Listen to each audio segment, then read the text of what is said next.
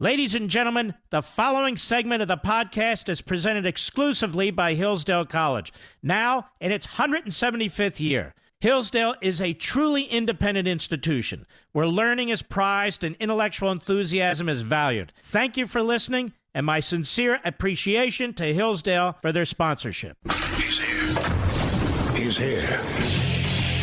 Now, broadcasting from the underground command post, deep in the bowels of a hidden bunker, somewhere under the brick and steel of a nondescript building, we've once again made contact with our leader, Mark Levin.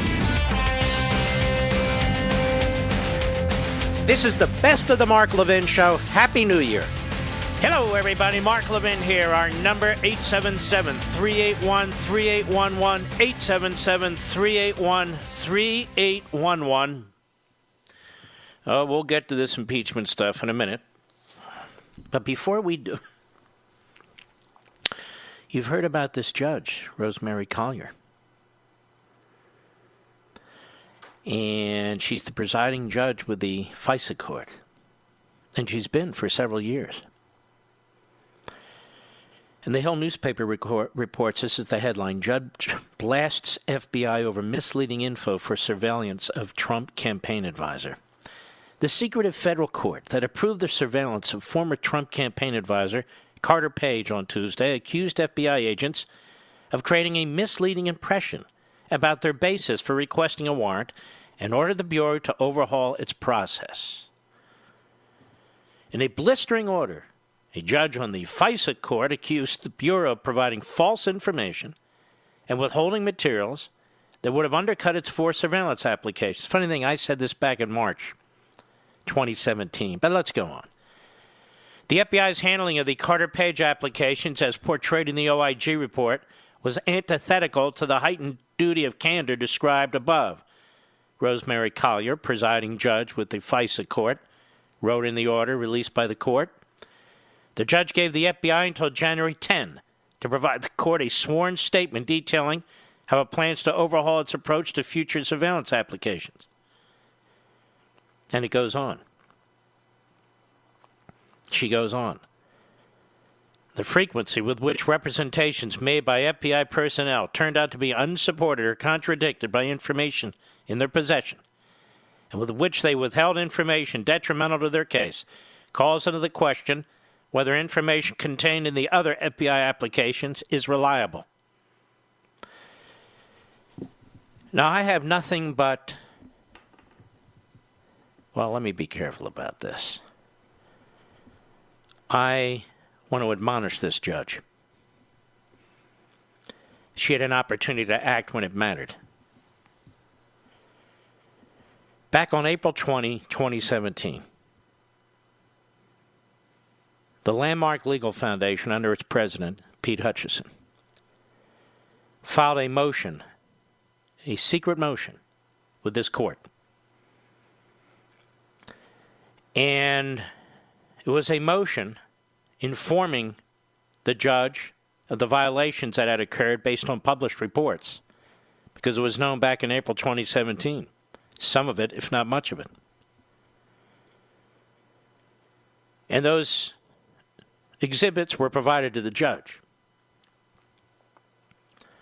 5 days after we filed that, just 5 days after we filed that,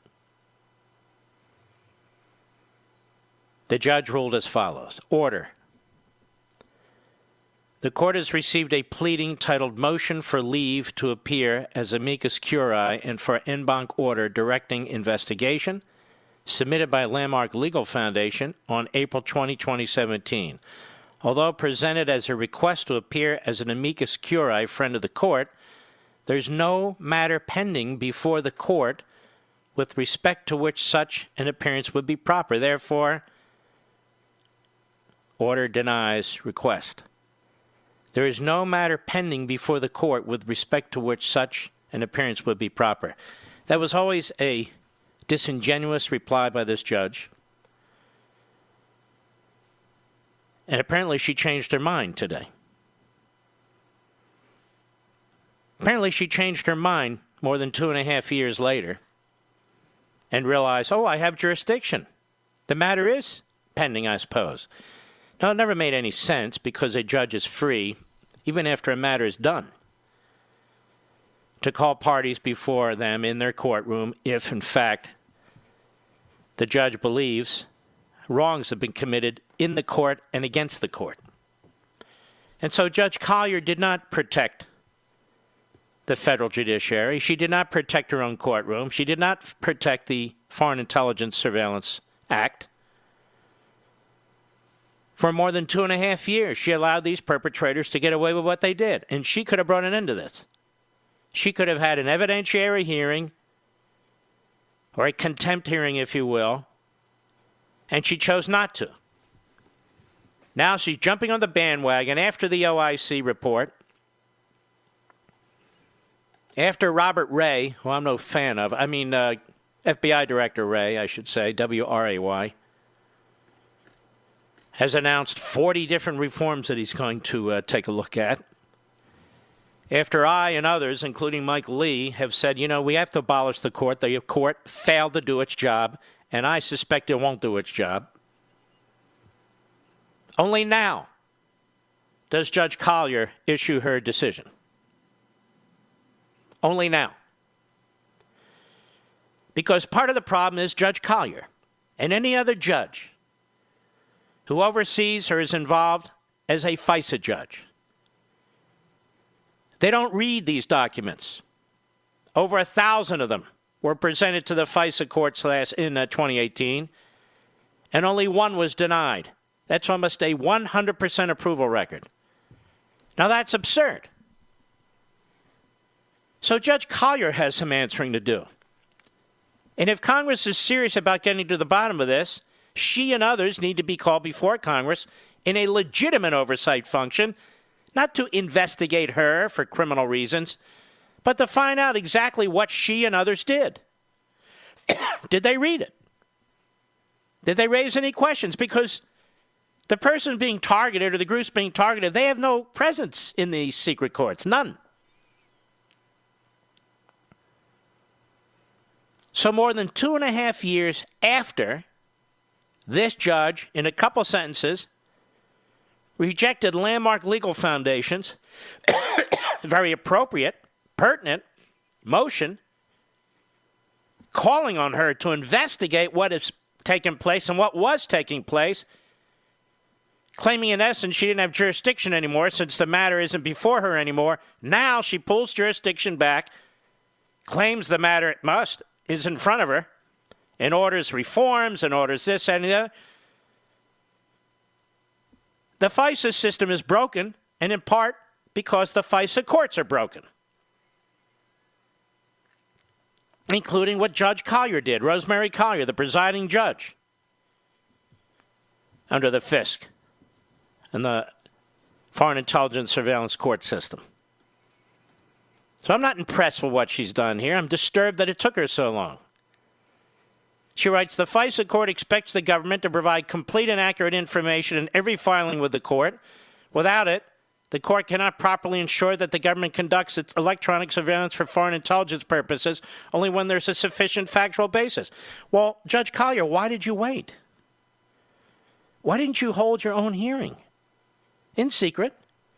Why didn't you pull the parties in front of you?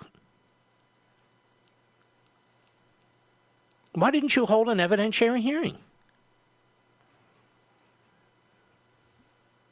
You were waiting for the office of the Inspector General? But you have an independent obligation. You're an independent court. You're an independent body to look into these matters on your own.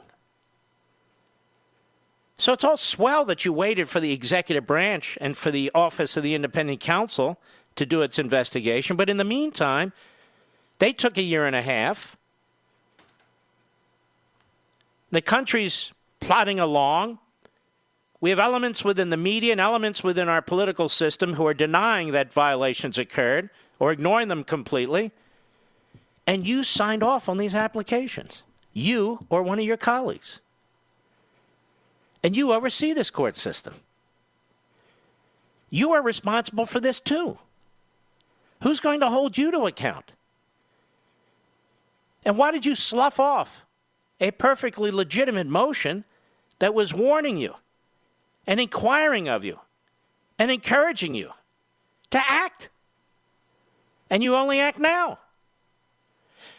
There were serious missteps, as the Inspector General said. Worse than that, of course.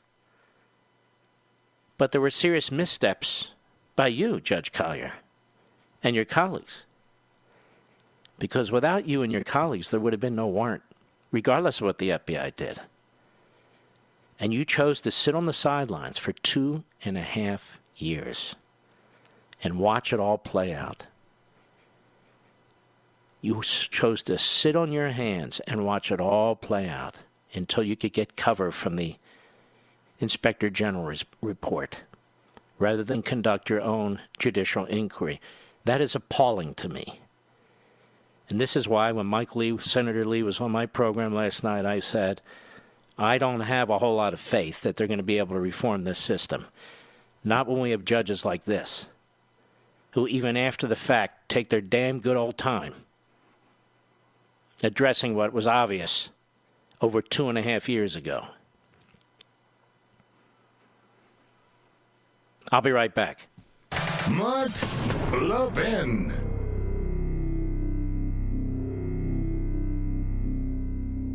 As the new year begins, Hillsdale College thanks you for your loyalty to freedom.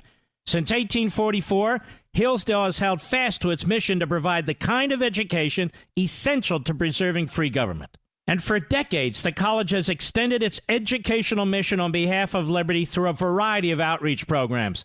Perhaps you receive Imprimus for free every month, or have taken one of Hillsdale's excellent free online courses, or have attended one of Hillsdale's free regional events. You know of Hillsdale's refusal to take even 1 penny of government money.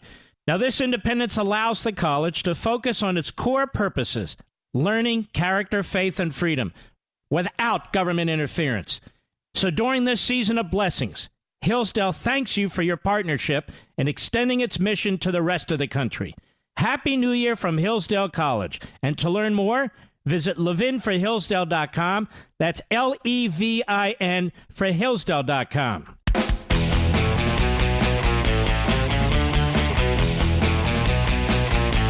This is Mark Levin wishing you a Happy New Year. Now back to the best of me. Ruth Bader Ginsburg. The reason the left loves her is because she's a left-wing politician, former general counsel for the American Criminal Liberties Union, and pretty much a left-wing hack on the Supreme Court who has been idolized and celebrated by, of course, law schools, the media, and the usual cabal. And over at the Business Insider, they have an article titled, Justice Ruth Bader Ginsburg hits back at Trump's call to stop impeachment. Quote, the president is not a lawyer. Why is she hitting back at anything? George Washington wasn't a lawyer either. So what? The President of the United States today wrote a historic letter, a comprehensive letter for the record, for all of history and all of time, to Nancy Pelosi, laying out in exquisite detail what a disgrace this entire railroad job is. And I'm going to begin reading it to you, and we'll have to go to the break at some point. I'll read it to you after the break as well, because I don't believe I can finish it beforehand. But it's worth reading. He writes, Dear Madam Speaker, I write to express my... Of course, I lose it. Immediately lose it, Mr. Producer. Hold on. I write to express my strongest and most powerful protest against the partisan impeachment crusade being pursued by the Democrats in the House of Representatives. This impeachment represents an unprecedented and unconstitutional abuse of power by Democrat lawmakers, unequaled in nearly 2.5 centuries of American legislative history. The articles of impeachment introduced by the House Judiciary Committee are not recognizable under any standard of constitutional theory, interpretation, and jurisprudence. They include no crimes, no misdemeanors, and no offenses whatsoever. You have cheapened the importance of the very ugly word, impeachment. The articles of impeachment introduced by the House, I already read that, I'm reading off my iPhone. By proceeding with your invalid impeachment, you are violating your oaths of office, you are breaking your allegiance to the Constitution, and you are declaring open war on American democracy. You dare to invoke the Founding Fathers in pursuit of this election nullification scheme, yet your spiteful actions display unfettered contempt for America's founding, and your egregious conduct threatens to destroy that which our founders pledged their very lives to build. Even worse than offending the Founding Fathers, you are offending Americans of faith by continually saying, "I pray for the president," when you know this statement is not true, unless it is meant in a negative sense. It is a terrible thing you are doing, but you will have to live with it, not I. Your first claim, abuse of power, is a completely disingenuous, meritless, and baseless invention of your imagination. You know that I had a totally innocent conversation with the president of Ukraine. I then had a second conversation that has been misquoted, mischaracterized, and fraudulently misrepresented. Fortunately, there was a transcript of the conversation taken, and you know from the transcript, which was immediately made available, that the paragraph in question was perfect. I said to President Zelensky, quote, "I would like you to do us a favor, though because our country has been through a lot and Ukraine knows a lot about it," unquote. I said do us a favor, not me and our country, not a campaign. I then mentioned the Attorney General of the United States. Every time I talk with a foreign leader, I put America's interests first, just as I did with President Zelensky.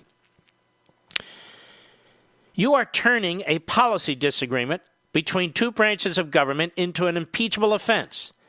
It is no more legitimate than the executive branch charging members of Congress with crimes for the lawful exercise of legislative power. You know full well that Vice President Biden used his office and $1 billion of U.S. aid to coerce Ukraine into firing the prosecutor who was digging into the company, paying his son millions of dollars. You know this because Biden bragged about it on a video. Biden openly stated, quote, "I said I'm telling you, you're not getting the $1 billion. I looked at them and I said, I'm leaving in 6 hours. If the prosecutor's not fired, you're not getting the money." Well, son of a bitch, he got fired. Even Joe Biden admitted just days ago in an interview with NPR that it looked bad. Now you're trying to impeach me by falsely accusing me of doing what Joe Biden has admitted he actually did. President Zelensky has repeatedly declared that I did nothing wrong and that there was no pressure. He further emphasized it was a good phone call. I don't feel pressure, and I explicitly stressed that nobody pushed me. The Ukrainian foreign minister stated very clearly, "I've never seen a direct link between investigations and security assistance." He also said there was no pressure. Senator Ron Johnson of Wisconsin, a supporter of Ukraine, who met privately with President Zelensky, has said, at no time during this meeting was there any mention by Zelensky or any Ukrainian that they were feeling pressure to do anything in return for the military aid. Many meetings have been held between representatives of Ukraine and our country.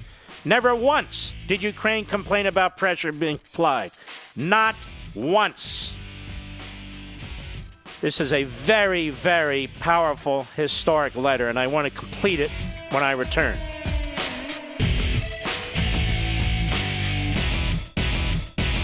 You hear me talk about Hillsdale College a lot, about its rigorous classical liberal arts curriculum, about its exceptionally bright and patriotic students. 175 years ago, Hillsdale College was founded with a mission defined by 4 enduring purposes: learning, character, faith, and freedom. While many institutions have lost their way, Hillsdale College maintains an unwavering commitment to learning, character, faith, and freedom. I've also talked about the great Dr. Larry Arnn, the president of Hillsdale College. He's one of the finest Americans I've ever known. And he explains that these 4 purposes, learning, character, faith, and freedom, remain inseparable in the activity of education at Hillsdale College. He says, learning is difficult and takes more than talent. It takes hard work, which requires character. Freedom is essential for learning, but it is fragile and constantly under threat so its principles must be studied by all for the sake of its defense. At Hillsdale, faith and learning are integrated toward God because He is the first authority.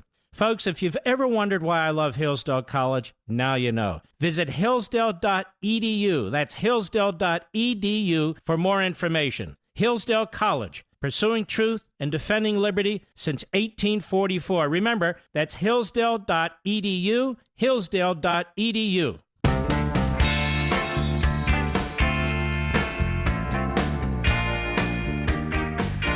You're listening to the Best of the Mark Levin Show. Happy New Year. Mark Levin, America's tyranny hunter. Call in now, 877-381-3811. Some people spend their lives talking, which is fine by me. I spend a lot of my life talking. But for me, it's not enough. You have to act. And I don't deserve any credit for that motion. Landmark Legal Foundation filed that. I'm chairman of the board, but it's the president, Pete Hutchison, and his staff that put that together and filed it, and they were right on.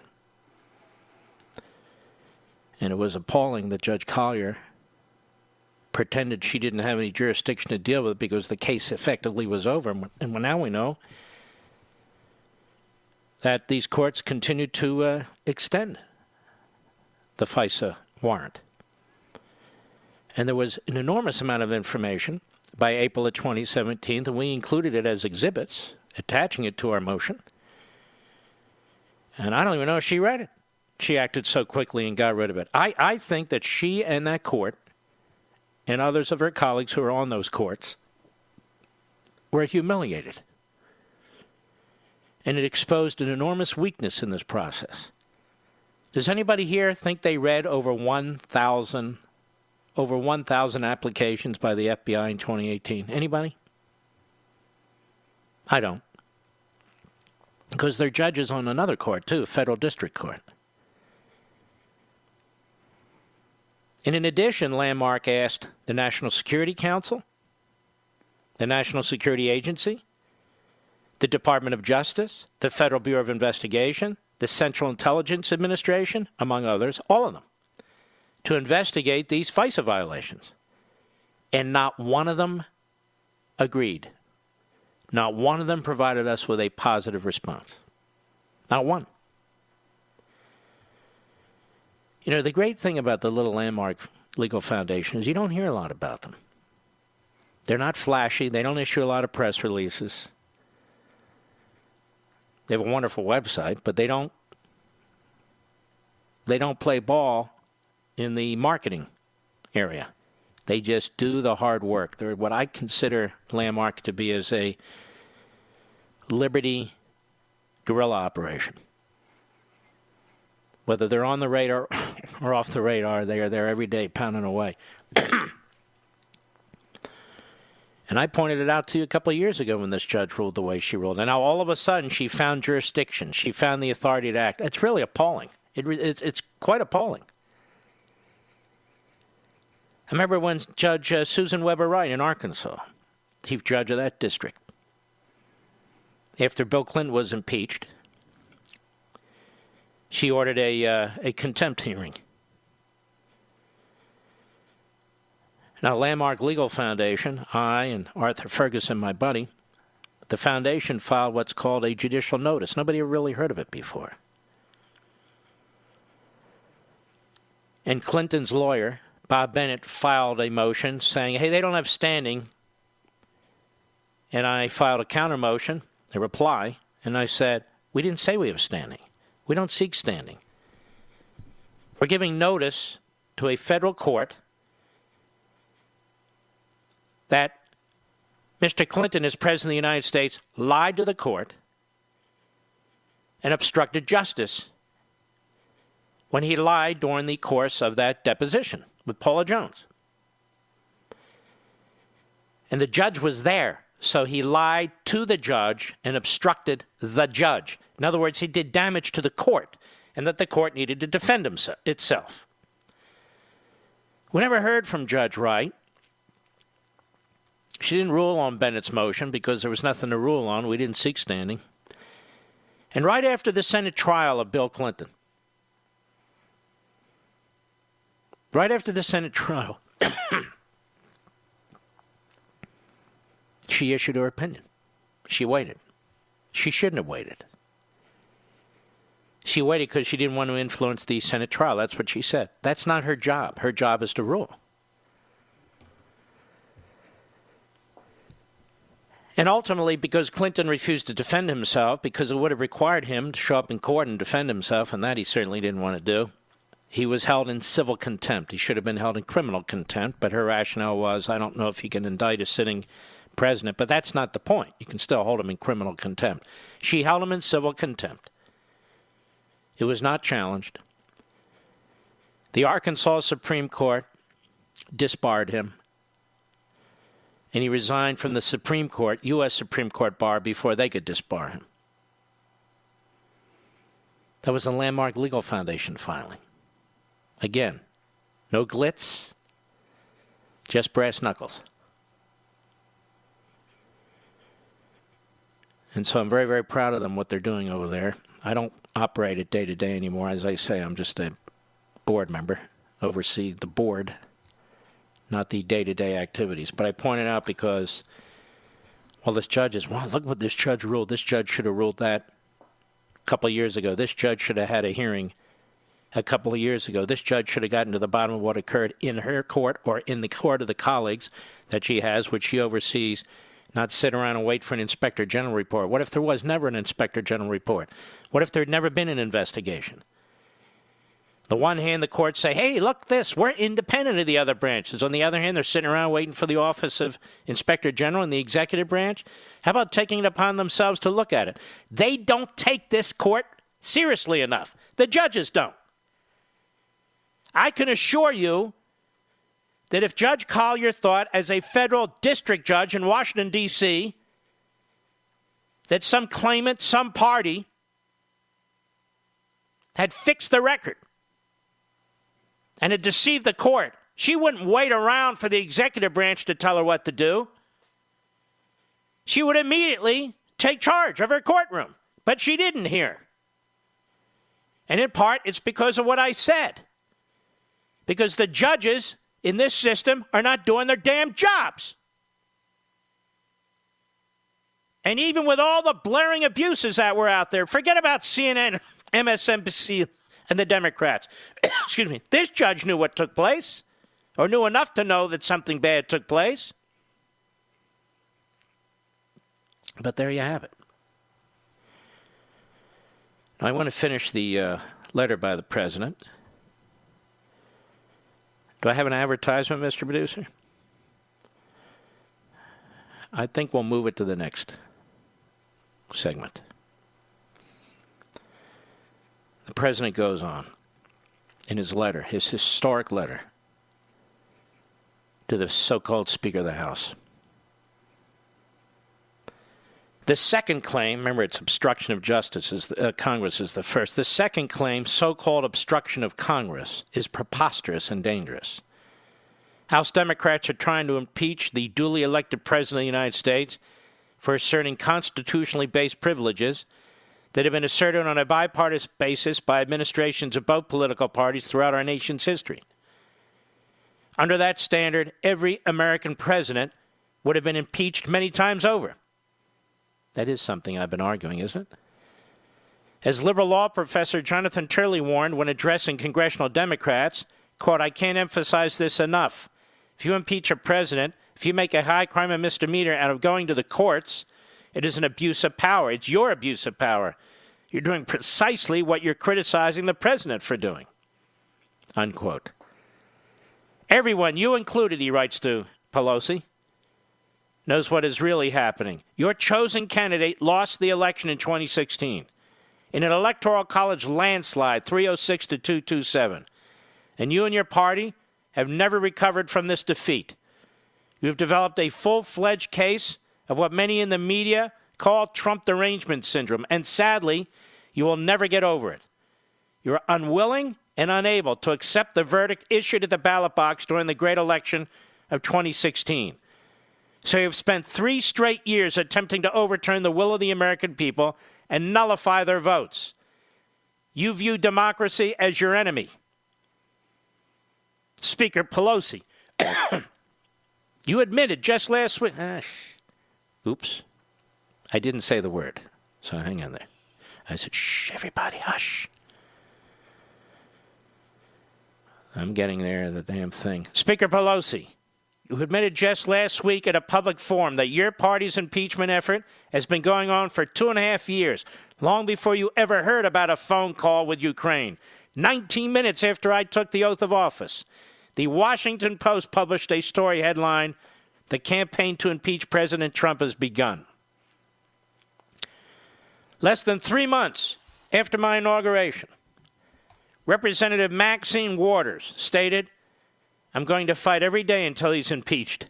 House Democrats introduced the first impeachment resolution against me within months of my inauguration for what will be regarded as one of our country's best decisions, the firing of James Comey, see Inspector General reports, who the world now knows as one of the dirtiest cops our nation has ever seen. A ranting and raving Congresswoman Rashida Tlaib declared just hours after she was sworn into office, "We're going to go in there and we're going to impeach the MF." Representative Al Green said in May, "I'm concerned that if we don't impeach the president, he will get reelected." Again, you and your allies said and did all these things long before you ever heard of President Zelensky or anything related to Ukraine. And as you know very well, this impeachment drive has nothing to do with Ukraine or the totally appropriate conversation I had with its new president. It only has to do with your attempt to undo the decision of 2016 and steal the election of 2020. Congressman Adam Schiff cheated and lied all the way up to the present day, even going so far as to fraudulently make up out of thin air my conversation with President Zelensky of Ukraine, and read this fantasy language to Congress as though it were said by me. His shameless lies and deceptions, dating all the way back to the Russia hoax, is one of the main reasons we are here today. You and your party are desperate to distract from America's extraordinary economy, incredible jobs boom, record stock market, soaring confidence, and flourishing citizens. Your party simply cannot compete with our record. 7 million new jobs, the lowest ever unemployment for African Americans, Hispanic Americans, and Asian Americans, a rebuilt military, a completely reformed VA with choice and accountability for our great veterans, more than 170 new federal judges and 2 Supreme Court justices, historic tax and regulation cuts, the elimination of the individual mandate, the first decline in prescription drug prices in half a century, the first new branch of the United States military since 1947, the Space Force, strong protection of the Second Amendment, criminal justice reform, a defeated ISIS caliphate, and the killing of the world's #1 terrorist leader, al-Baghdadi. The replacement of the disastrous NAFTA trade deal with the wonderful USMCA. Well, I'm not so sure about that, but that's all right. Lost my place. A breakthrough Phase 1 trade deal with China. Massive new trade deals with Japan and South Korea. Withdrawal from the terrible Iran nuclear deal. Cancellation of the unfair. And he goes on. I wish I could do it justice. He has a hell of a record. A hell of a record, particularly considering what he's up against. There's nothing I would rather do than stop referring to your party as the do-nothing Democrats. Unfortunately, I don't know that you will ever give me a chance to do so. After 3 years of unfair and unwarranted investigations, $45 million spent, 18 angry Democrat prosecutors, the entire force of the FBI, headed by leadership now proven to be totally incompetent and corrupt, you have found nothing. Few people in high position could have endured or passed this test. You do not know, nor do you care, the great damage and hurt you have inflicted upon wonderful and loving members of my family. You conducted a fake investigation upon the democratically elected President of the United States, and you're doing it yet again. There are not many people who could have taken the punishment inflicted during this period of time, and yet done so much for the success of America and its citizens. But instead of putting our country first, You've decided to disgrace our country still further. You completely failed with the Mueller report because there was nothing to find. So you decided to take the next hoax that came along, the phone call with Ukraine, even though it was a perfect call. And by the way, when I speak to foreign countries, there are many people, with permission, listening to the call on both sides of the conversation. And the letter goes on for a couple more paragraphs. I'm going to have to take a break. But it is a fabulous letter. It really is. And it'll be a historic letter. And I'm very, very hopeful the president tomorrow or soon, after the Democrats in the House take their vote, and I say the Democrats, this is a Democrat impeachment process, not a House impeachment process. I hope the president will talk to the nation for 10 or 15 minutes. That's my hope. This is a powerful, powerful letter. I'll be right back. Mark Levin.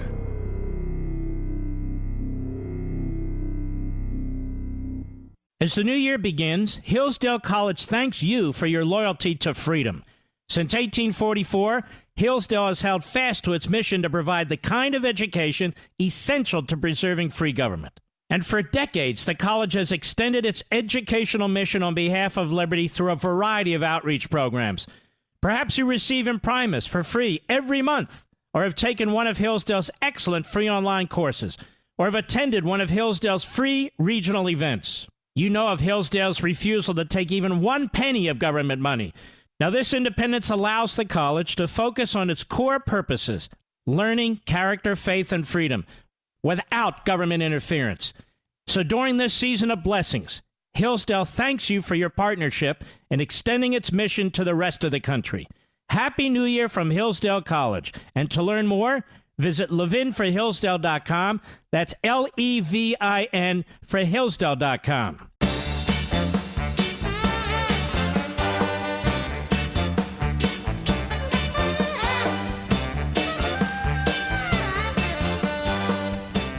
This is the best of the Mark Levin Show. Happy New Year.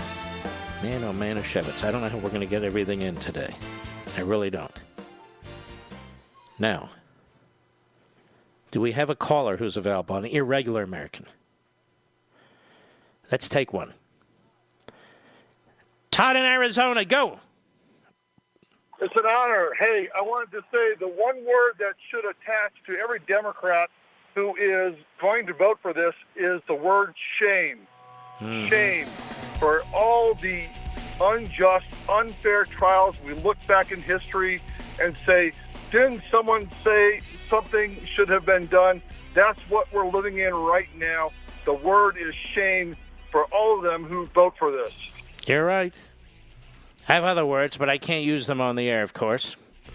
Thank you, my friend. I shall return.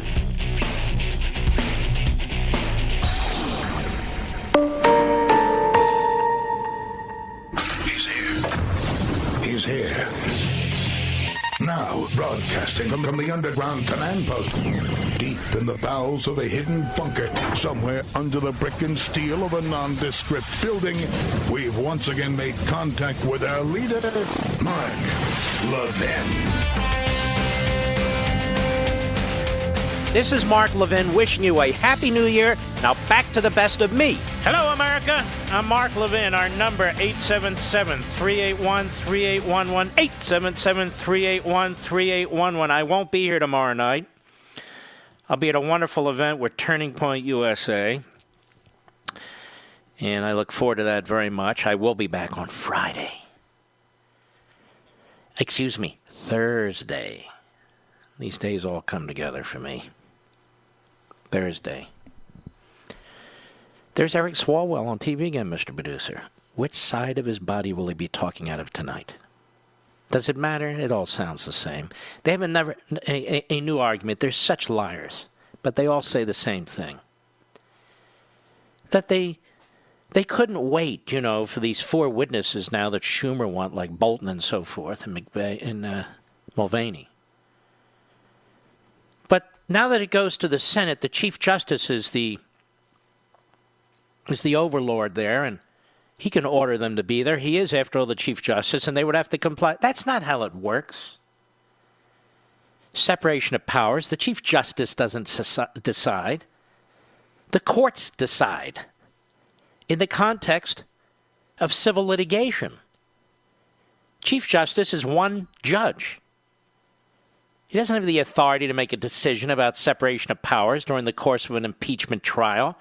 These people they're not only morons, they're liars. They're liars. Mitch McConnell is pounding away on Schumer. Schumer looks like the raincoat guy, does he not, Mr. Producer? On the corner during the rain? Hey, want cigarettes? Now, every time you see Adam Schiff on TV, that should be your image. Or better yet, Nadler. Man, that's big women's underwear for an Nadler, isn't it, Mr. Producer? Or Chuck Schumer with women's underwear over his head. I can see that.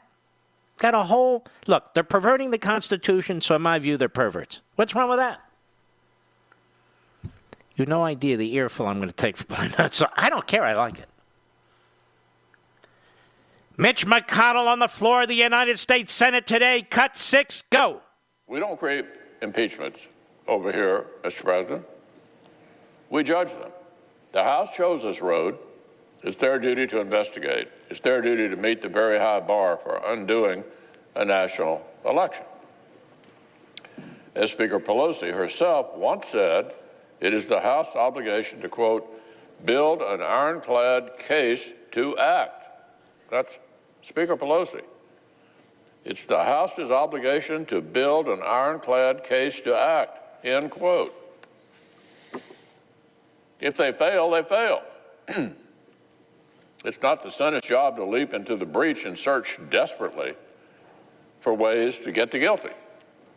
That would hardly be impartial justice. That is a brilliant point. I know, it's painful. What can I say? That is a brilliant point. More McConnell. Cut 7, go. All signs seem to suggest that later this week, the House Democrats are finally going to do what many of them have been foreshadowing for 3 years now, and impeach President Trump.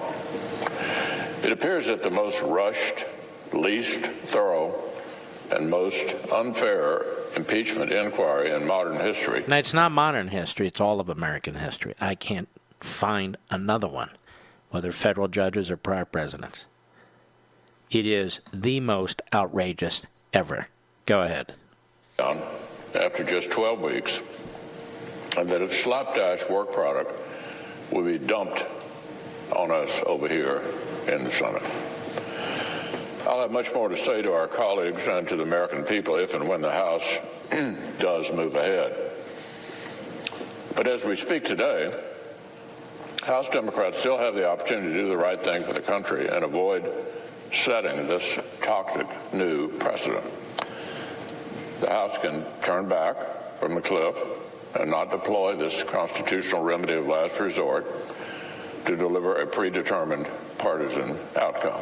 Yeah, I mean, it does a little good today, but history is going to judge these people and their actions, as well as the media, extremely harshly. But in the meantime, they are doing untold damage to our constitutional system. They're even talking, as I keep pointing out, about successive impeachments. Successive impeachments. They're even talking about needing to stop the president from being reelected because he will violate the Constitution in another term. So now, it's like their view, Mr. Producer, on post-birth abortions. We've got to have abortions after birth. In this way, they're talking, we have to abort this presidency before, during, and after elections. It's sick stuff, but there you go. Speaking of sick stuff, speaking of women's underwear, here's Chuck Schumer on the floor today. Cut 8, go.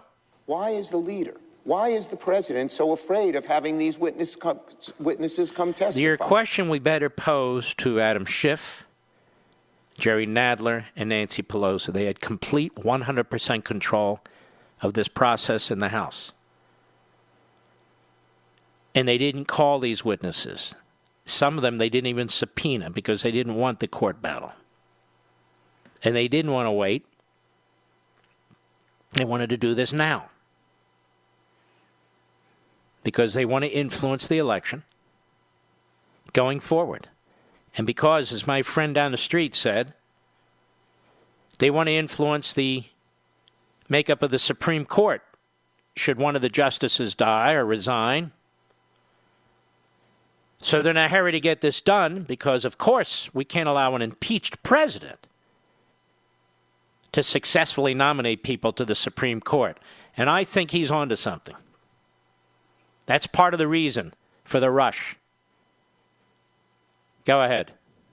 What are they afraid the witnesses would say? I'd like to hear Leader How come on your list, hey, tough guy, hey, cornrow, hey, tough guy, how come on your list of 4 you don't include the so-called whistleblower? What's that all about? How come on your list of 4 you don't include Hunter Biden? What's that all about? You complete fraud and jackass, Schumer. You always have been. All the years I've been on radio on WABC in New York. What is it now, 15, 16 years, Mr. Producer? Sundays included. This jerk would never come on my show. Knows who I am. Well aware. Won't come on the show. Mr. Tough Guy. Mr. Schiff, tough guy, won't come on the show. Nadler, tough guy, won't come on the show.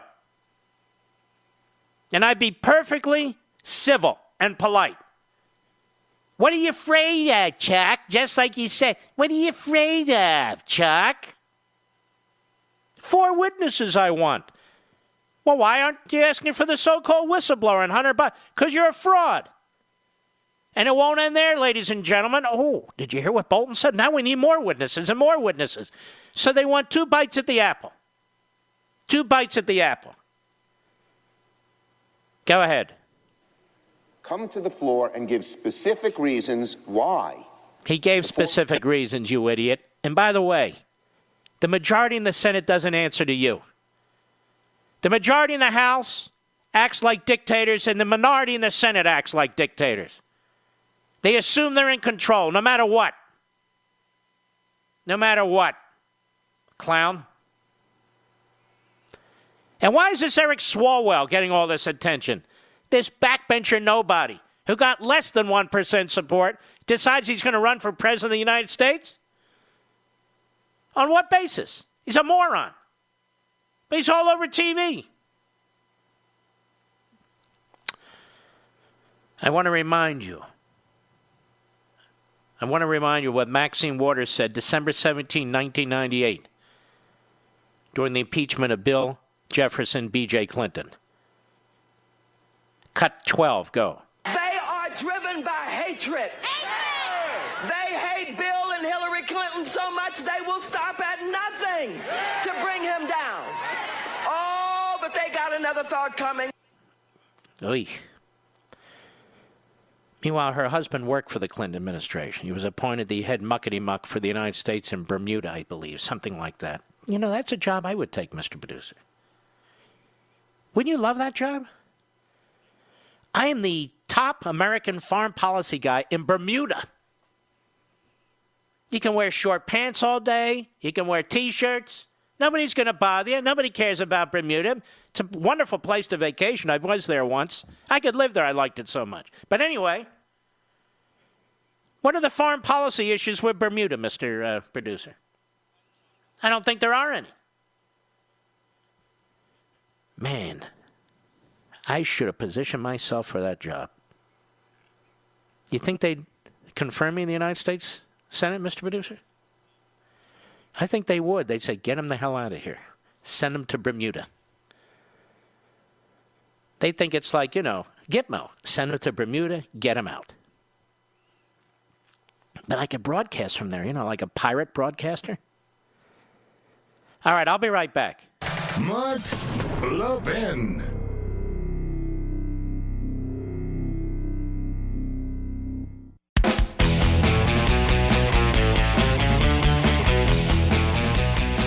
You're listening to the Best of the Mark Levin Show. Happy New Year. Wow. This season, Omaha Steaks is sharing an amazing limited time offer with you, my listeners. And there's still time to place your order for the holidays, but time is running out, as you know.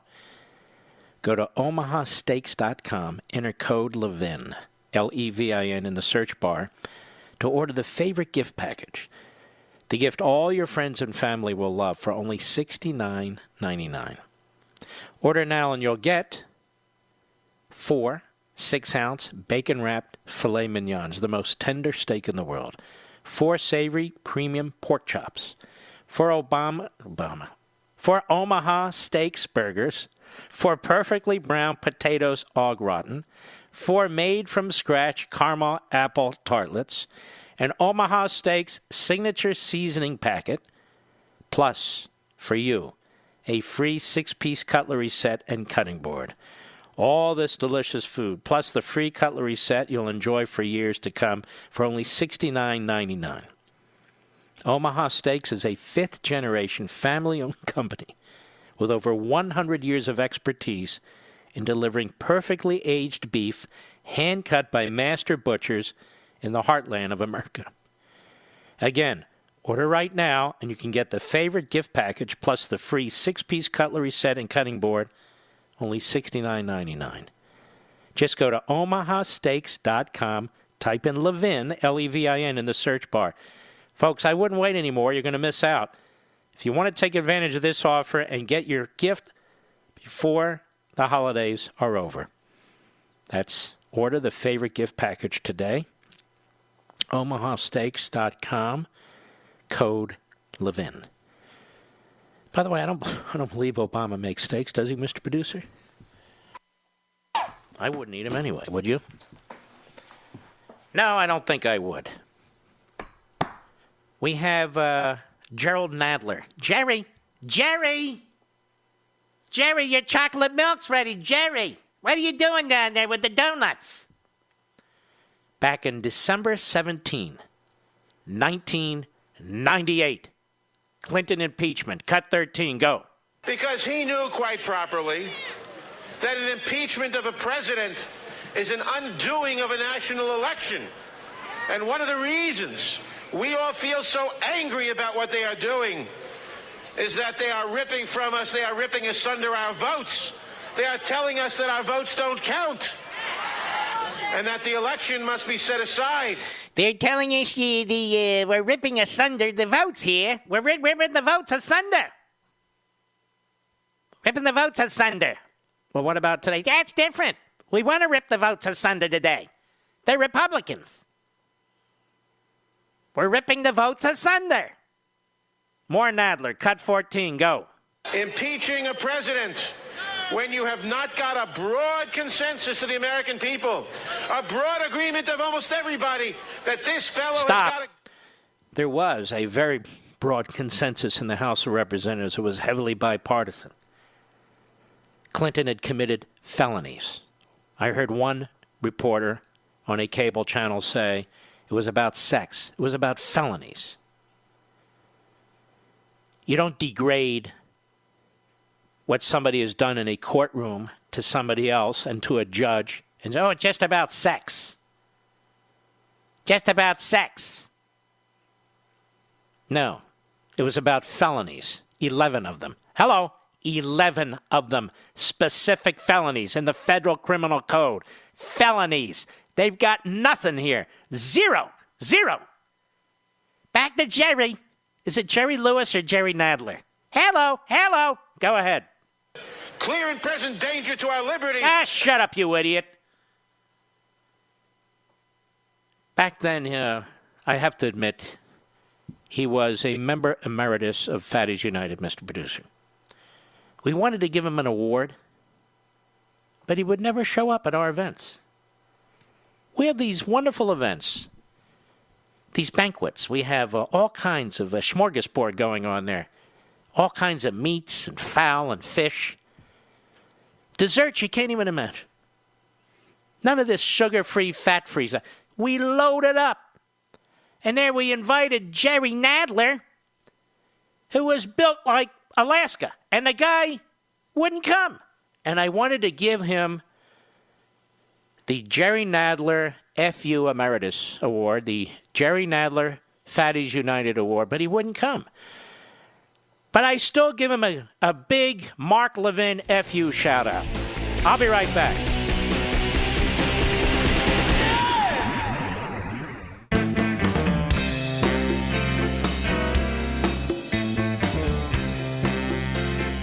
This is the best of the Mark Levin Show. Happy New Year. Mark Levin, tough as hell. That's why I like Mark Levin. And I'm not sure a lot of people like him. He's tough as hell. But I like him. I love him. Call in now. 877-381-3811. Well, you know, my friends, for the past 3 years, really longer, I've been pounding the airwaves about the attempted coup, and now coup, perpetrated against our president. This is a coup. I've been calling it a silent coup. For the other broadcasters who use that phrase, go ahead and show us the audio or the video when you first used it. I know when I first used it, and I know why. And that's exactly what's been taking place. And the exact same thing in a different manner is being done in Israel. A coup against Benjamin Netanyahu, who I believe is Israel's greatest prime minister. He and Menachem Begin. The red-hot hatred that spews from the left here is sadly not unique to our great republic, as now the leftists in Israel have targeted their leader. But I'll bet you haven't heard the whole story, which I just exposed on Levin TV with my special guest, Arthur Ferguson, former federal prosecutor. It's an incredible story, and we have it up on my social sites, don't we, Mr. Producer? It's out in front of the paywall. I hope you'll take a good look at it. And I hope you'll share it with friends and family. I know you haven't heard the whole story. Together, Arthur Ferguson and I uncovered and dug into this story and this politically driven campaign to oust the Prime Minister of Israel. Many of the same elements are involved. This group called J Street, which is a reprehensible group filled with reprobates and self-hating Jews. I'm just telling you the truth. Right, Harry? Harry! You keep wanting to know who Harry is. One day I'm going to tell you. Harry. Now, because this issue is important to me, as there's so many, I want to personally invite you to watch it by going to levintv.com, LEVINTV.com, and signing up for a free 30-day trial. Watch the shows, quickly see how we bring you content and perspective found nowhere else on TV, and expose the left, whichever side of the ocean they are rearing their heads. And if you use code LEVIN, you'll get $10 off your annual plan. That's Levin TV, promo code Levin. Lots of Levins there. Just for you. And so, ladies and gentlemen, tomorrow is the vote. TV's going to be very excited. They hope to get their ratings up. They hope to get their ratings up. But Doug Collins, who's turned out to be a superstar, a congressman from Georgia, such a superstar that the governor of Georgia fears his rise and fears his potential competition. So he picks a rhino woman who raised a lot of money for Mitt Romney and makes her a senator. This idiot Kemp in Georgia. But here's Doug Collins at a hearing, the Rules Committee. See, they have to have a rule that comes out of the Rules Committee. And one of the members of the Rules Committee is a former federal judge. And I say former federal judge because he was impeached. He was impeached. You have a former federal judge who was impeached by the Senate and convicted. Impeached by the House, convicted by the Senate, and removed. Who's now an elected congressman, sitting on the Rules Committee, voting on rules for the unconstitutional impeachment of our president, Alcee Hastings. Very nice man if you meet him. But he is what he is. He's a leftist, and he was impeached. Anyway, here's Doug Collins at the hearing on the rules today on impeachment. Cut 3, go. You know, it's interesting, and I hear a lot today, and I've heard already from Mr. Raskin and from the chairman as well, the discussion of the founders. And it's interesting, we cherry pick the founders, and that's okay. That's what, partisans do. When you're in a partisan impeachment, you cherry pick the founders. If you like this partisan work, you use that one. If you like the other partisan. But the one that's not mentioned is the very thing that we're here for. And that was found, I believe it was in Federalist, I think it was 65. It was Hamilton. When he said this, he said the founders warned against a vague, open-ended charge because it could be applied in a partisan fashion by the majority of the House of Representatives against an opposition president. Alexander Hamilton called partisan impeachment regulated by more of the comparative strength of parties than the real demonstration of innocence or guilt, the greatest danger. And additionally, the founders explicitly excluded the term maladministration from the impeachment clause because they did not want the subject presidents to the whims of Congress, their words. James Madison said, so vague a term will be the equivalent to a tenure during the pleasure of the Senate. And I would say it would be a tenure to the pleasure of this House. And by the way, this is why you don't play ball with what the House did. I don't care what witness you want to hear from.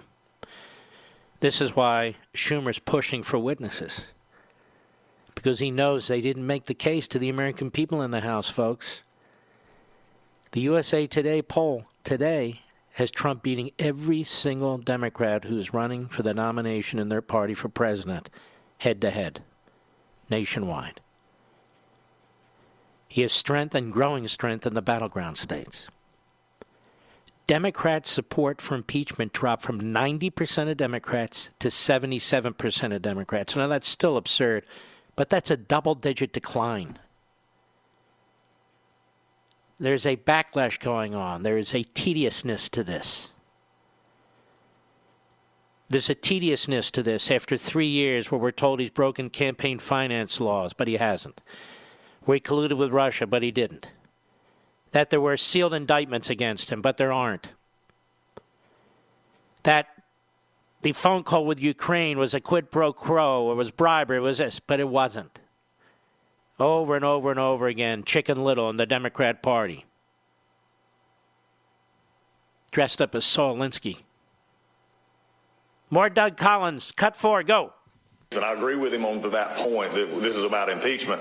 What I disagree is it's not about abuse of power. It's not everything else. And it would come a lot better from the majority if they have not had a long history, a written record. This is something that you love to see in the law because it's a written record of motive. You've seen it since the day that he was elected. You've seen it in this whole process working out. You saw it last year when my chairman ran for the job because he would be the best for impeachment. What was hanging out last year for impeachment? What became a Mueller report that didn't give them everything they wanted. And then we came into a call. This is a pattern. And look, I've said this to my chairman, who I respect. You've got the votes. You just vote it. You got the votes. You can go explain it to the American people. Talk about afflicting an election. This is what we're looking at. But there are a few things here, though, that is interesting. As I said earlier on, time and clock are terrible masters. And I've heard it so many times from the chairman of this committee, the chairman of my committee, and others. We've got to do this because of the 2020 election. Well, put a candidate up that's worth voting for. How about that? Instead of going after a president who you're having trouble beating because of the things that have happened in our country with unemployment, with the economy going good, and everything else. That's what political primaries are for. Not this. But they don't have a good candidate. They have a bunch of kooks and a man who can't spell his name running for the nomination. Tom Cole is a putative Republican. He's very much the gadfly, goes against conservatives repeatedly, but not today. Even he is very disturbed at what he's saying. Again, from the Rules Committee hearing today, cut 5, go. Though we may be moving forward with a vote, I certainly do not believe the majority's proven its case or convinced the American people that the weeks of wasted time was worth it. And personally, I believe the articles themselves are unwarranted. The majority is seeking to remove the president over something that didn't happen, the alleged quid pro quo with the president of Ukraine. Never mind that the foreign aid went to the Ukraine as it was supposed to, and never mind that no investigations were required for the Ukraine to get the aid, and never mind that the two participants in the famous conversation President Trump and President Zelensky said nothing inappropriate happened. According to the majority, however, a quid pro quo that never existed is an appropriate basis for removing the president from office.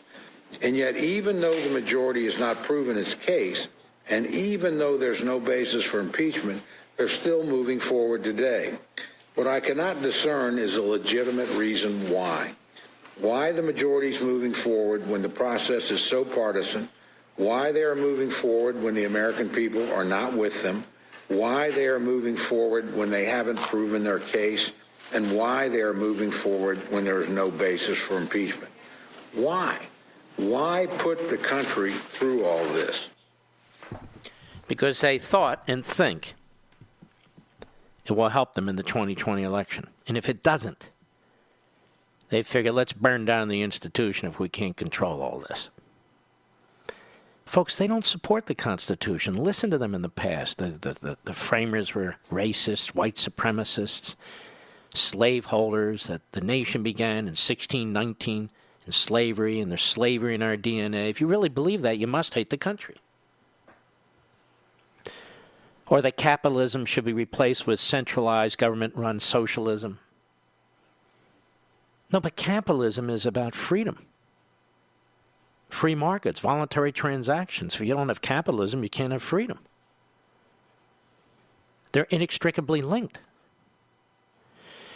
Well, you know, they don't particularly like you, the citizenry, so we're going to have open borders, and more noble people are going to come into this country. More noble people are going to come into this country. 14 states, including now New Jersey, have said they're going to get driver's licenses. And many of them get Social Security, or food stamps or other welfare programs. They get free education. Sure, why not? The way you beat the citizenry, the current citizenry, is to change it.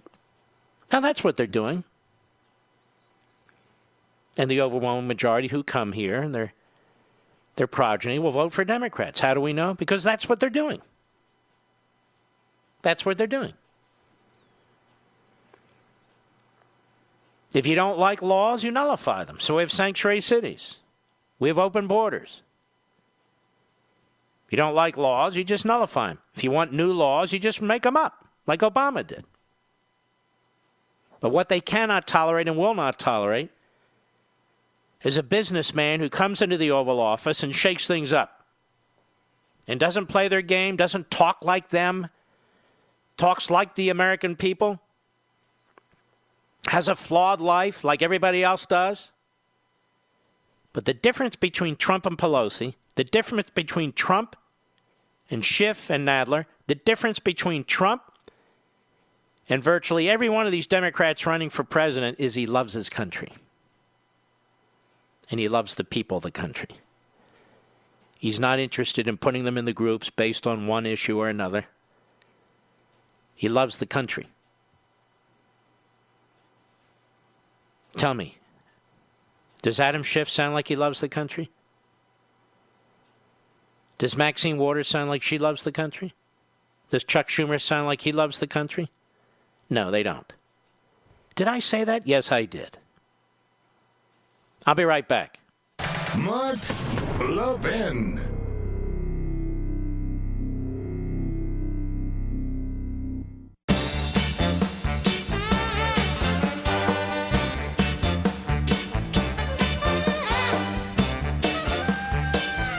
This is Mark Levin wishing you a happy new year. Now back to the best of me. What lies ahead for our economy and mortgages in 2020? Well, forecasters expect the economy to sail through relatively smooth waters in 2020, despite it being an election year. And that's why they don't expect much movement in mortgage rates. Inflation should remain mild, trade tensions should ease, and mortgage rates are expected to remain around the same low levels through 2020 as they spent the last half of 2019.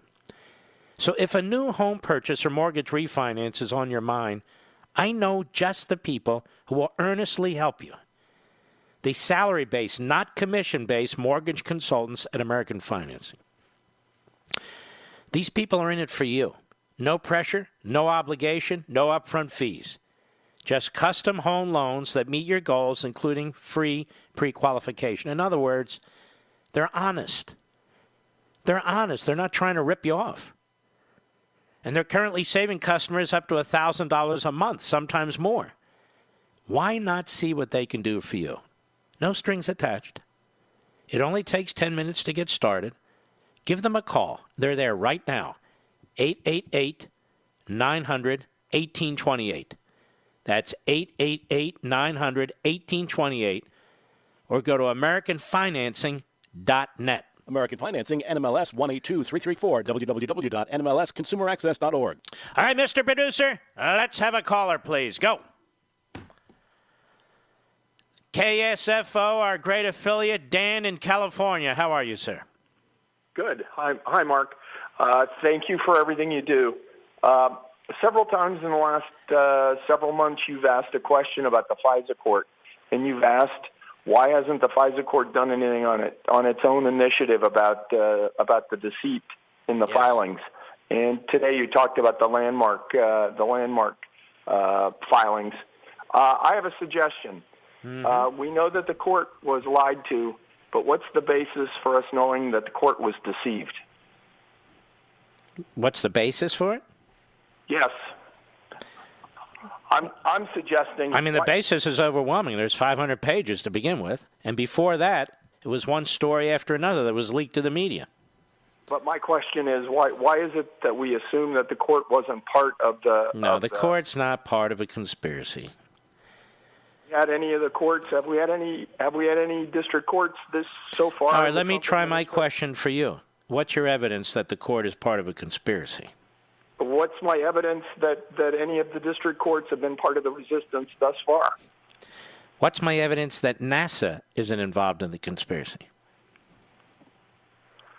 You see, you want to prove a negative. I can throw anything out there. Well, what's your evidence for it? There's no evidence for anything. The answer is that none of the district courts have done anything in resisting. Well, all the district courts aren't involved. No, but what's the evidence? I'll go back to your question. The evidence is that they sat there for 2 Now, the fact is straightforward. Let's not go into the shadows. I don't like the shadows. The evidence is straightforward. These courts failed to do their job. They've now been humiliated. They've been humiliated for a long time, and this judge has to act. And so she's being celebrated today, but there's nothing to celebrate. This should have been done 2.5 years ago. Now, you take from that she's in a conspiracy. You have no evidence for that whatsoever. I don't take from that she's in a conspiracy. I take from that this system needs to be eliminated if we cannot rely on judges to do their job, and apparently we can't. Now, life went on before the FISA courts, and life will go on after. We need to find something, in my view, to replace them, because the judges have been utterly asleep at the wheel. The problem is the system. There is no conspiracy. The conspiracy, if there is one, and there was one, is among the top level of the FBI, but it didn't include the judges. I'll be right back.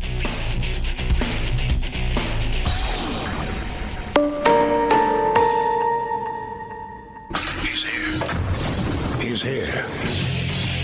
Now, broadcasting from the underground command post, deep in the bowels of a hidden bunker, somewhere under the brick and steel of a nondescript building, we've once again made contact with our leader, Mark Levin.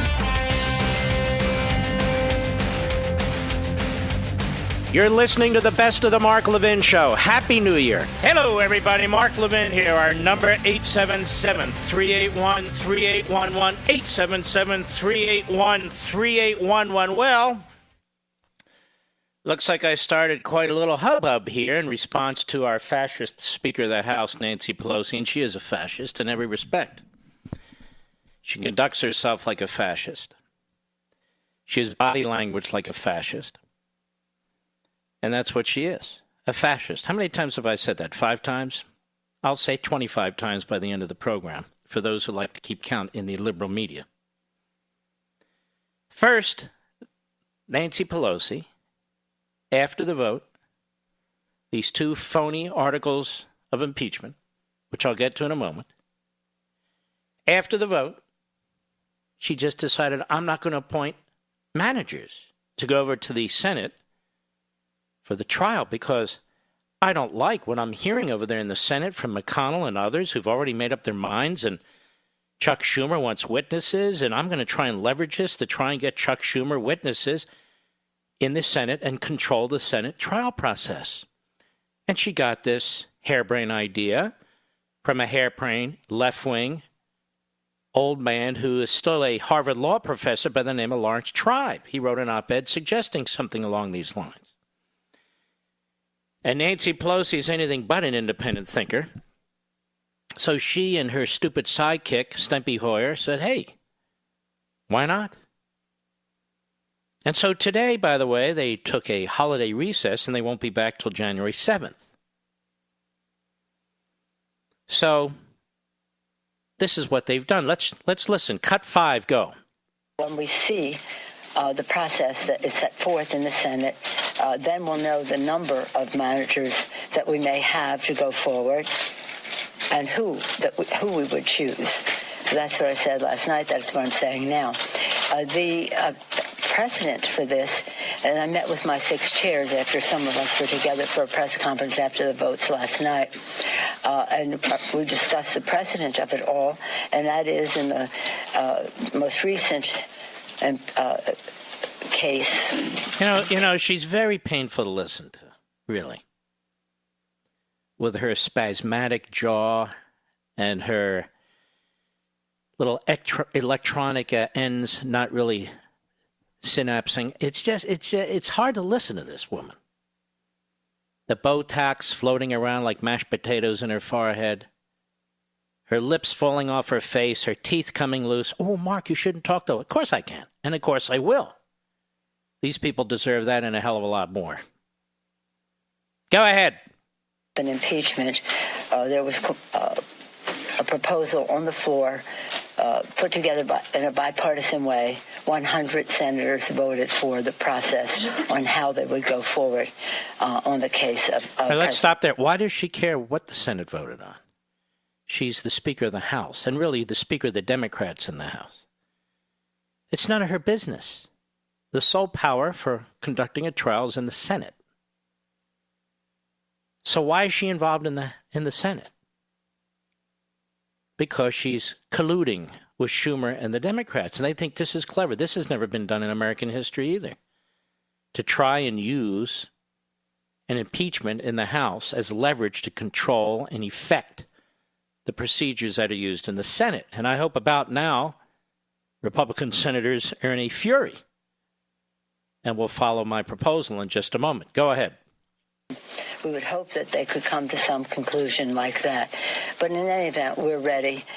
When we see what they have, we'll know who and how many we will send over. That's all I'm going to say about that now. That's all she's going to say. It has nothing about who and how many. The jig is up. The cat is out of the bag. The dentures have dropped. And that is, she's following the advice of a left-wing kook Harvard law professor who suggested that she put the brakes on and force McConnell to accommodate whatever it is she wants to accommodate. Cut 6, go. You run the risk, as some Republicans have said, of looking like you're playing games with impeachment if you hold on to these articles for too long. I said what I was going to say, Nancy. When we bring the bill... Oh, my God. What are we dealing with here? Hit it again at the top, please. Cut 6, go. You run the risk, as some Republicans have said, of looking like you're playing games with impeachment if you hold on to these articles for too long. I said what I was going to say, Nancy. When we bring the bill, which is, just so you know, there's a bill made in order by the Rules Committee that we can call up at any time in order to send it over to the Senate and to have the provisions in there to pay for the impeachment. And then the next step, the whatever you want to call it, the trial. Oh, my God. Are you listening to this, Mr. Producer? Oh, my God. Is she on something? Maybe she should be. Does she have a lobotomy? Maybe she needs a lobotomy. This is incredible. Go ahead. That is where you put the managers. I was not prepared to put the managers and that bill yet because we don't know the arena that we are in. The arena you're in, genius, is called the United States Senate. You choose 3 or 4 managers, and then you await the Senate tell you what the manager's supposed to do. Now let's use these false analogies they use all the time. You don't send prosecutors in a courtroom until they figure out who the jurors are and who the judge is. You get your ass in the courtroom. Let's stop this. Let's start this again at the top of the hour, because I think Nancy Pelosi, a fascist by every definition of the word, I said a fascist. Fascistic Nancy Pelosi needs her head examined. And I mean that literally. Cut 6, go. You run the risk, as some Republicans have said, of looking like you're playing games with impeachment if you hold on to these articles for too long. I said what I was going to say, Nancy. When we bring the bill, which is, just so you know, there's a bill made in order by the Rules Committee that we can call up at any time in order to send it over to the Senate and to have the provisions in there to pay for the impeachment. And then the next step. Is she having a stroke? Maybe a mini? Is something going on there? Mini stroke? I certainly wouldn't wish that on her, but she sounds like half of her mouth is frozen. Maybe all of it. Go ahead. Whatever you want to call it, the trial. That is where you put the managers. I was not prepared to put the managers and that bill yet because we don't know the arena that we are in. Frankly, I don't care what the Republicans say. Any other questions? Not on this subject. I've said this is it. I honored That's it. Fascistic Nancy has spoken. Let's slip in one more. Cut 7, go. Last night you suggested you need to see a fair process in the Senate. Well, we'd like to see a fair process, but we'll see what they have, and we'll be ready for whatever it is. Is that a requirement, or do you need to see a fair process before? We would hope there would be a fair process, just as we hope. Oh, that's very, very clever. This is what the fascists do. This is what they do. They deny any form of due process. They destroy the traditional means by which impeachments are pursued. They come up with 2 completely bogus articles of impeachment. They shut down minority rights, the other party's rights. They shut down the right of the accused, this case the president, from confronting his accuser, from having a lawyer present during secret testimony, and from providing witnesses and as well as evidence, again, not at the second stage where the House Judiciary Committee strangely takes over from the House Intelligence Committee, but at the earliest front end of the stage. The poisonous tree, the fruit of the poisonous tree here has taken place, to make an old parallel, and the fruitcakes have taken place too here, as it turns out. Nancy Pelosi among the most of the fruitiest fruitcakes. Now, you've heard this. Are you tired of fascistic Nancy Pelosi destroying your Constitution? Are you tired of her fascistic edicts undermining the entire process? I am. So what do we do about it? I'll tell you when we return. I'll be right back. Mark Levin.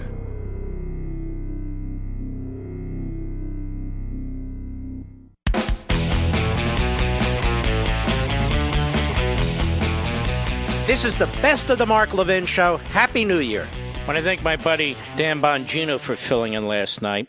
It wasn't my plan to be absent. Who knew? But there was a plan that had been on for some time on our schedule to go to Turning Point USA, their marvelous event there, for which I received a Lifetime Achievement Award. And I want to thank Turning Point USA, Charlie Kirk, and all the folks there. It was a very, very wonderful event. We met wonderful patriots. And this impeachment has really motivated conservatives and many independents, Trump supporters across the board. Motivated them across the board. My problem is it's done great violence to the United States Constitution. in every respect. The process used in the Democrat-controlled House of Representatives, what was done to the Republican minority, what was done to the accused President of the United States, the conspiracies behind the scenes and in the shadows between members of the House, including Adam Schiff and his staff, and a phony whistleblower, in order to concoct this entire thing. One day this will all be unraveled and presented to the American people. It'll just be too late. Now, these impeachment articles are not impeachment articles. They're kitchen sink articles. They put two names on two overarching matters and threw the kitchen sink into both of them. It's so bad, as I explained last week on radio, as I explained on TV on radio, it's so bad that there's not a single president of the United States of any party who could escape impeachment. Let me also underscore and reiterate that Donald Trump has not violated the Constitution in any respect during his entire tenure. That Donald Trump has not violated any federal statute in any effect during his entire tenure. That Donald Trump has not violated any rule during his tenure. Now, there have been allegations made, but I said he has not violated them. And yet he's impeached. He's not impeached because of the reasons that the framers put the impeachment clause in your Constitution. He's not impeached because of anything he has done as President of the United States or before. He's not impeached because he committed a high crime or misdemeanor, treason or bribery. He did none of that. He's impeached because the Democrat Party and their media reject the 2016 election, are positioning themselves for the 2020 election, and will do anything, including a fraudulent, unconstitutional impeachment, to take out a duly elected president of the United States. They will try to destroy the Electoral College to prevent this from happening again. They have tried to use the Emoluments Clause against this president, who's never violated the Emoluments Clause. They've tried everything to cripple him. They've harassed him and his family with endless subpoenas that have nothing to do with the Article 1 legislative function of the Congress of the United States. Nothing. Schumer and others pressured the appointment of a special counsel in violation of standing Department of Justice regulations. In matters that we knew then, but are now certified by the Inspector General, were flat-out lies. In fact, the commissions of crime, as far as I'm concerned, in contempt of a court, with a phony dossier, the phoniest of dossiers, lying to the FISA court, filing false evidence with the FISA court. We have never seen anything like this in American history. The attacks on a candidate for president, the attacks on a man who was just elected president during the transition, the attacks on a man who was just sworn in as president of the United States. We have never, ever seen anything like this. This isn't the resistance. These are Marxist buffoons. And if they say, oh, you're very extreme in the language you use, well, who else conducts himself this way?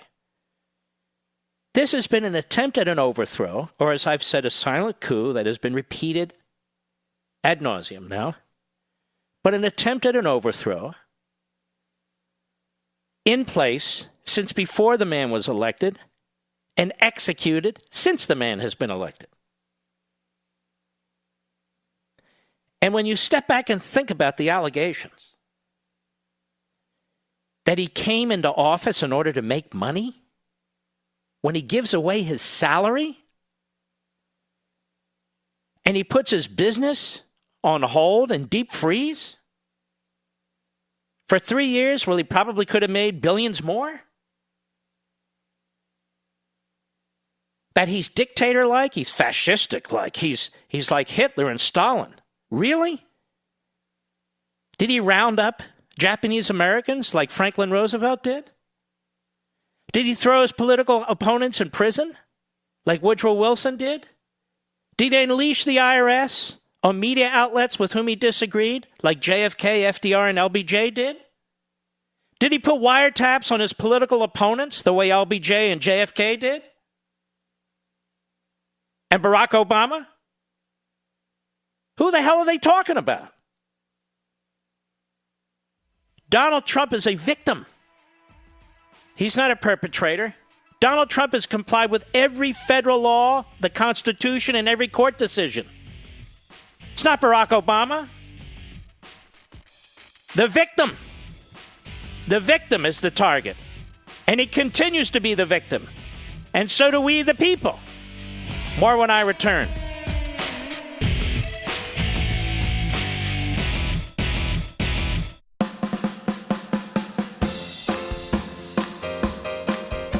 This is Mark Levin wishing you a happy new year. Now back to the best of me. The Mark Levin Show, live and national at 877-381-3811.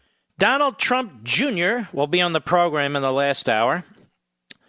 And he'll be here he'll be on the phone, but it'll be live. So I hope you'll stick with us. And I just realized I didn't tell you the solution to what Nancy Pelosi's doing, which I will in a moment. Near rock bottom mortgage rates are behind a surge in refinance activity. Have you taken advantage of them? Well, if not, it's not too late, you know. So why not take 10 minutes today and make the call to American Financing? You can learn about lower rates as well as the many other refi benefits available to you, like consolidating high-interest debt, dropping mortgage insurance, accessing cash, or shortening your term. Whatever your need, they're here to help you. There's no commission involved, so there's no pressure. Their only objective is to customize a loan that can add hundreds, maybe even $1,000 back to your monthly budget. Pre-qualification is free. There are no upfront fees to pay, and it really only takes 10 minutes to get started. Why not see what they can do for you? It's painless. It's risk-free. And I'll bet it's a wonderful opportunity. Give them a call right now. They're even open tonight and on weekends. 888-900-1828. That's their number. 888-900-1828. Or online at AmericanFinancing.net. American Financing, NMLS 182334, www.nmlsconsumeraccess.org. All right. Impeachment was voted on in the House of Representatives. And there it sits. Because Nancy Pelosi says, I'm not going to choose the managers until I'm satisfied with the kind of trial that the Senate is going to create. That is the opposite party, McConnell and the Republicans. And the Chief Justice has no say in this whatsoever, just so you know. And they took the guidance from left-wing kook, Harvard Law professor Lawrence Tribe. Now, here's what Mitch McConnell and the Senate Republicans must do. The Senate has the sole power under the Constitution to adjudicate an impeachment. Therefore, Pelosi is attempting to obstruct the Senate's power to act on its constitutional authority. McConnell should immediately put an end to this and declare the impeachment null and void as far as the Senate is concerned, because the Speaker has failed to complete the impeachment process by timely sending it to the Senate for adjudication. And in fact, she caused a recess to occur in the House of Representatives without appointing the necessary House managers. So she's abandoned the field. You ever have a contractor comes into your home, does work, makes a mess of things, then you decide, you know what? I'm going to hold them to account, and they abandon the work? You ever have that, Mr. Producer? But it happens. Well, that's Nancy Pelosi. She's abandoned the impeachment process.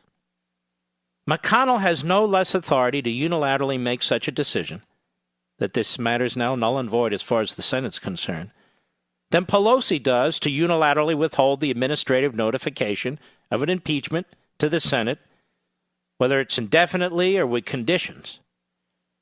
Her effort to cripple the presidency and blackmail the Senate must be defeated. And the way you defeat it is reject it. Now, the senators, the Republican senators, must defend their institution.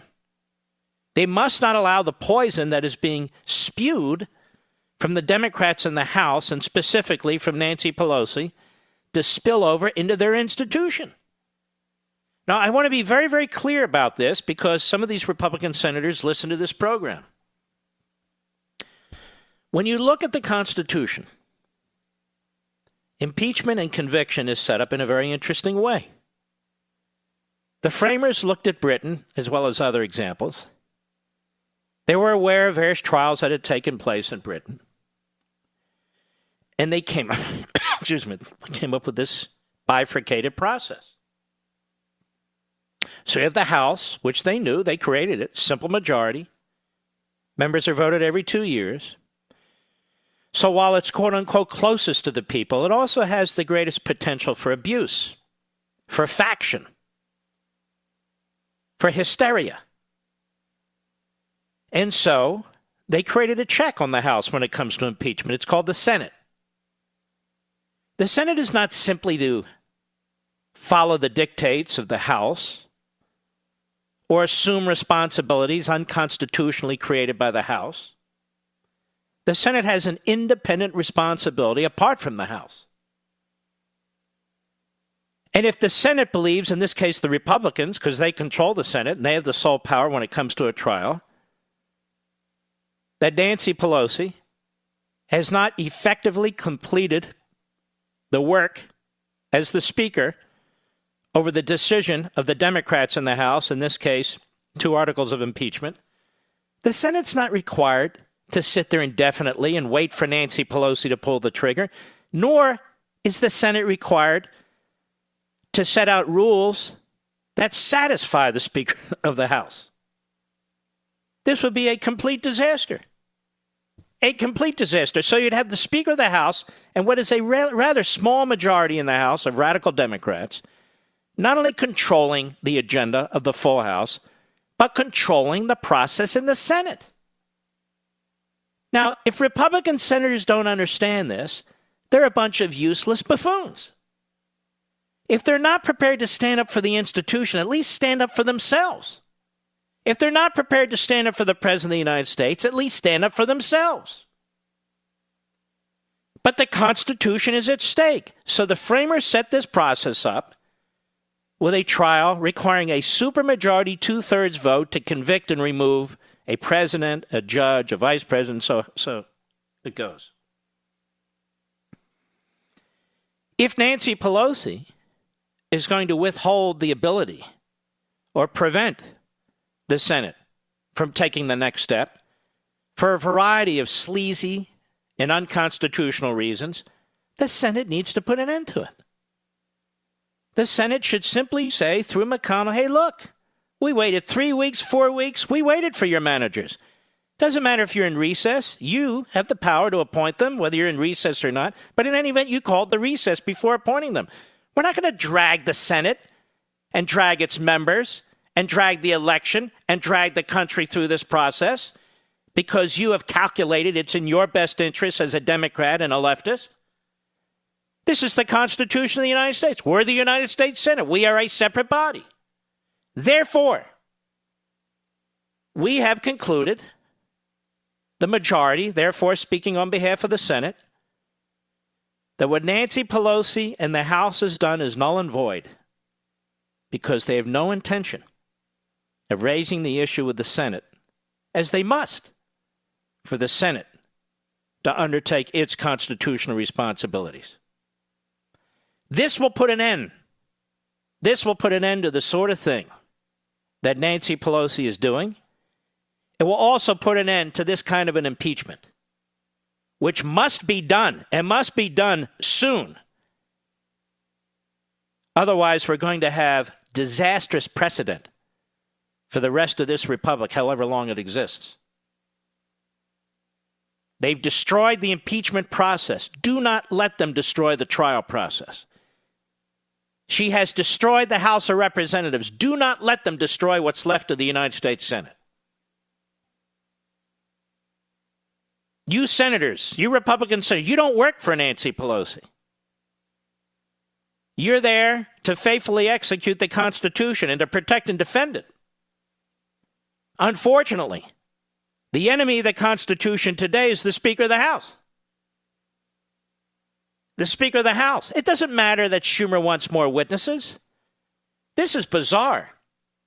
First, we're told we have to move quickly, because Trump is a threat to national security. They said this on the floor of the House yesterday. He's a threat to national security. We have to act quickly and remove him. Nadler said it. They also argued, we must act fast. We must act immediately. Why?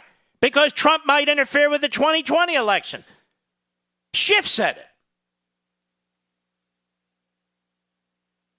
And we were told over and over, there's no need to delay. The facts are overwhelming.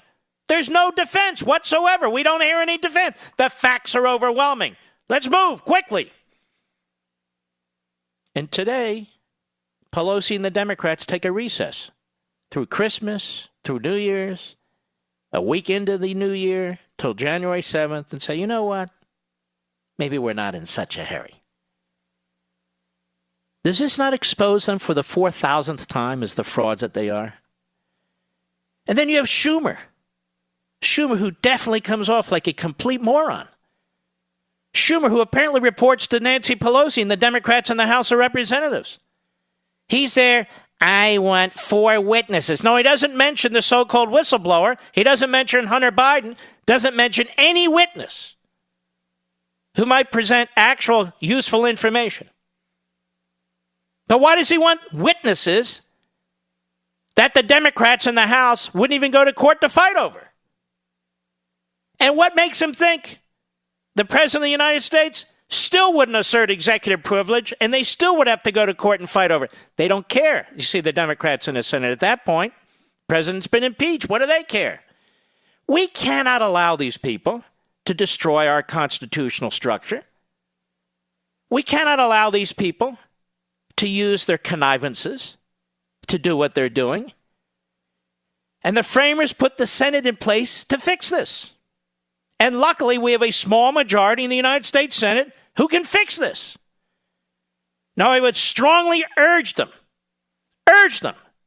to act now and to announce in unity that since Nancy Pelosi did not appoint managers to execute the impeachment articles that she caused to be voted on, when she caused them to be voted, the time that she caused them to be voted on, and now has withheld them from the United States Senate in order to conduct a ploy to threaten and blackmail the United States Senate, the United States Senate should say, the Republicans, in a unified voice,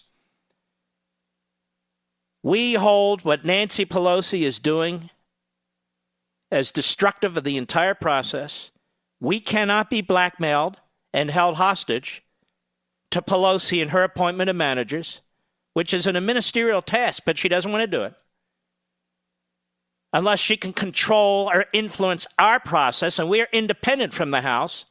Therefore, we, the majority in the Senate, on behalf of the entire United States Senate, hold the matter null and void. No trial, no Chief Justice, no witnesses, no nothing. Null and void. And you lay it at Nancy Pelosi's feet. That's the answer. That's the fix. But will the Republicans in the Senate have the guts to do it? Why shouldn't they? Better to listen to me than Nancy Pelosi. I'll be right back.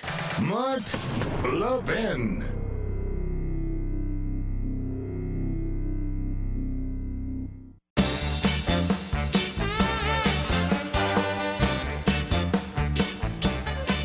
You're listening to the Best of the Mark Levin Show. Happy New Year. Well, fascistic Nancy, I think for the last several months has taken us through her mental nervous breakdown. I think that's what's going on here.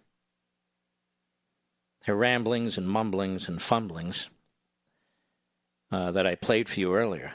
I think Nancy Pelosi has dragged the nation through her mental nervous breakdown. And it's not over yet. Some say, well, now that we have the impeachment, she's waiting for more stuff to put in there. Now, ladies and gentlemen, last time I checked, this country doesn't belong to fascistic Nancy Pelosi. It belongs to the American people. Last time I checked, there's more than one branch of government and more than one person who populates these other branches of government. Did anybody here outside of San Francisco vote Nancy Pelosi for anything? So she is the least democratic figure in this entire thing. She represents what? A certain percentage of 850,000 people who live in her district? Maybe it's 1 million, whatever it is. Big deal. Big deal. And yet look what fascistic Nancy is trying to do. But she doesn't get to do it. Now, are these Republican senators going to pull together and take care of business or not? Nancy, we're not going to sit here and wait for you. Now, we're supposed to wait through New Year's into the next year because you're having some kind of a mental nervous breakdown and you're burping out orders left and right? We're the Senate. We like to call ourselves the most deliberative body. I like to call themselves the most profligate body, but that's a whole other issue, which I will get to later in the program. But this must be crushed. This must be defeated for the sake of the country and the sake of the Constitution. And it's interesting, my man Brian over there at Right Scoop, he points out that even one of the professors who testified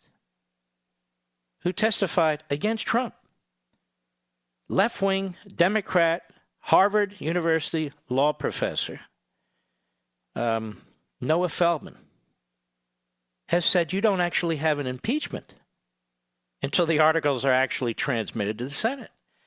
Now, it doesn't matter to me, Noah Feldman. Last time I checked, he wasn't at the Constitutional Convention. But it is rather strange. Do we have the House of Representatives taking votes just for the fun of taking votes? Now, these people are on recess now. These Democrats who voted in these so-called 30 or so districts for impeachment, but claimed when they got elected the first time around that they wanted to bring some kind of centrism and moderation, a get-stuff-done attitude to the House of Representatives. You need to throw their asses out. And at every one of these town hall meetings or whatever they call them, you need to ask them, not only did you support a fascistic process, not only did you cut out Republicans, and even though I voted for you, I'm a Republican, not only are these articles of impeachment bogus and dangerous to the future of this republic, but you and your party are sitting on them after you and your party told us that they were urgent, that this was an emergency for national security reasons, for the future of the 2020 election, that the facts are just so overwhelming that no more witnesses are needed. We're in a hurry. We got to get it done. We got to hurry. Then it goes to Schumer. Wait a minute. I want some witnesses. Wait a minute.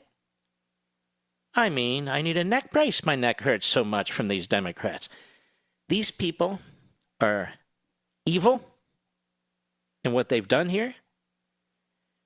This attempt is the first institutionalized coup attempt in American history. They have no interest in what the Obama administration, FBI, and CIA and elements of the Obama administration did to try and interfere in our election. They are absolutely the worst people to ever sit in the House of Representatives. You need to kick their asses out of office. And the Republicans in the Senate need to put their foot down and make an announcement. The sooner the better. 51 of us. Sorry, null and void. You're done. We're finished with you. We're moving on. Praise the Constitution. I'll be right back.